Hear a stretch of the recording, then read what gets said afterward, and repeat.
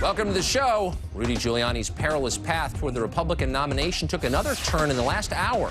One of Giuliani's most potent political enemies, the International Association of Firefighters, has released an internet video that outlines its case that Giuliani was not a hero, but rather a villain in the tragic events at Ground Zero on September 11th, 2001.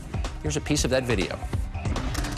We have remains of dead heroes out at the garbage dump because of Giuliani and his administration.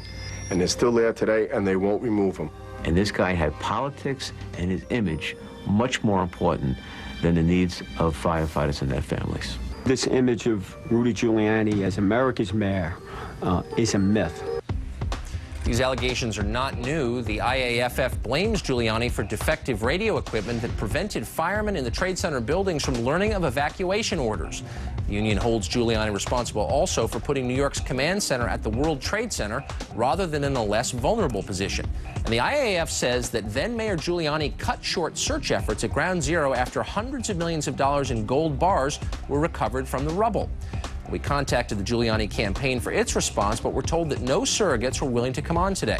In a press release instead, the campaign quotes one retired New York City fire captain as saying, quote, "It's unfortunate but not surprising that the IAFF union bosses have once again taken the low road in a move clearly out of step with their membership. In 2008, I expect these same union bosses to endorse Hillary Clinton, Barack Obama, or John Edwards. So today's comments are just a first step in that process. Fortunately, rank-and-file firefighters know the difference between politics and leadership." Well, joining me now is Captain Pete Gorman. He's Chief of Staff of the International Association of Firefighters. He was serving as the president of the New York Fire Officers Union on 9/11. Pete, thanks for coming on. Thank you, Tucker. So the Giuliani campaign is saying essentially this is a partisan attack. Your union is a union dominated by a Democratic leadership. You've endorsed Democrats going back at least to Mike Dukakis, and the head of your union, Harold Schaitberger, is intimately involved in Democratic politics. So why should voters take this seriously when a Democratic-controlled union attacks a Republican candidate?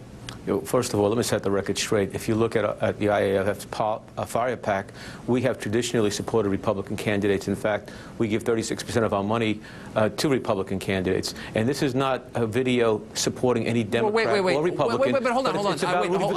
I'm sorry to stop you there, but having covered a lot of campaigns and seen everywhere your members in their bright yellow shirts, Firemen's Union on the back, at only Democratic events. You all endorsed John Kerry. I remember it really well. Did I imagine that? No, you're not imagining that. You're talking about presidential politics. There's congressional races. There's Senate races. Every state association backs people in their state assemblies and senates. So if you look at it, take a look. Just take a look at the record. Fire PAC is public information. 36% of our money goes to Republican candidates in Washington. All right. The question of I understand the radio, and I am personally bothered by this question of why the radios didn't work, and I'm willing to believe you that Giuliani shares responsibility for that. That makes sense to me. I'm a little more confused by the claim that he somehow stopped the cleanup of 9/11 of Ground Zero 6 weeks after 9/11 because the gold had been recovered and so it wasn't worth continuing searching. What's the connection between let me explain to you. Yes. Starting on September 11th, firefighters, building tradespeople, crane operators, operating engineers started a rescue operation. Yes. It was extremely dangerous. There were fires burning, things were out of control, but yet there was a frantic effort to save human life. Naturally, we understand that. There was a certain risk that was taken. As the days and the weeks went by, the site became more and more stable as the fires were put out, as construction crews stabilized areas, as they worked side by side with police officers and firefighters in a very painstaking and methodical process to recover the dead. And not just firefighter dead, all human remains were sacred to us. Okay, so, but at a certain point, and we know more about this now, but the Ground Zero was a health hazard for the entire city. There were a lot of toxic materials there, and they made people sick. Wouldn't the mayor have been right to, sooner rather than later, clean up the site? No, first of all, that doesn't make any logical sense if you think about it.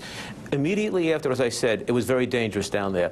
There wasn't proper respiratory protection. Right. Slowly but surely, things got safer and safer as we started sending our own safety people and OSHA started coming in. There were still major problems with not getting the right information about the hazards in the air, but the site became more stable as time went on. So why would you stop the recovery on November 2nd and say, today, it's dangerous? It was dangerous on September 11th. It was dangerous on October 11th, and it was dangerous on October 31st.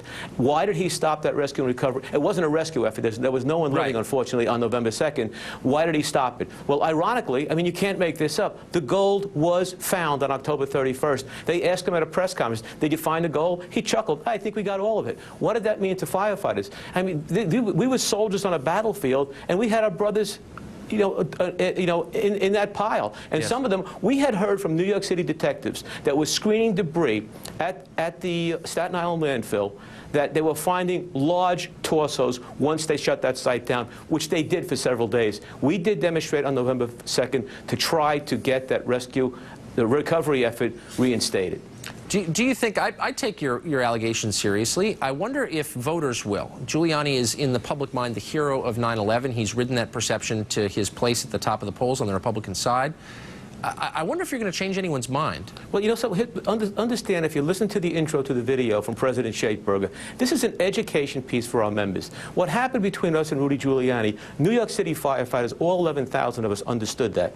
Now, when we go to all 50 states and when you're involved in union politics and with union activity, you meet other leaders from other cities. And I was getting calls as a New York City leader from Iowa, from New Hampshire, from all 50 states. The Rudy people are approaching firefighters. He's the one that he made the connection. I'm 9/11's hero. I'm the firefighters' hero. I'm your guy. All we're trying to do is make sure those firefighters in Davenport, Iowa, in Manchester, New Hampshire, and in all 50 states know what we, New York City firefighters, and our families think. I'm sorry. That's absurd. This video is for public consumption as well. Yes, I mean, this is going out over our air, and it influences voters. And that leads to my final question, which is, I understand that the political arm of the union has produced this video. But you are using the name of the union, purporting to represent many firemen across the United States. Have you polled them? Are they in favor of this? Have you asked them their permission before putting this out on the internet? This is an education piece put out by the IAFF to educate our members of the problems that New York City families. So you haven't asked your membership? You haven't asked ordinary firemen across the country? We did not poll 280,000 members. No, why not? You're using their name. Because we have an executive board comprised of 16 members from the United States and Canada, and this was vetted at a very long process over a number of months. Boy, I hope all your members agree with you. Else they're going to be pretty annoyed, I bet. Well, you know, Tucker, what I can say is with people, what I have found out, again, this is our video, that naturally, with today's media, it's going to be on YouTube, it's going to be all over the place. That's the way videos work. Oh, come on. You're putting, I mean, look, I'm not even attacking your video. Maybe it's all right. I'm just saying this is a political video used for political ends. Let's just admit it and stop pretending it's for the education of your membership. You could send them a brochure. This is to influence voters. Be honest. This is a political message to our members that we hope reaches every household in the United States. Right. Am I clear with that? Yeah, I mean, look, okay. You see the point. Unfortunately, we're out of time, Mr. Gorman. I appreciate your coming on. Thank you very much. Thank you. Louisiana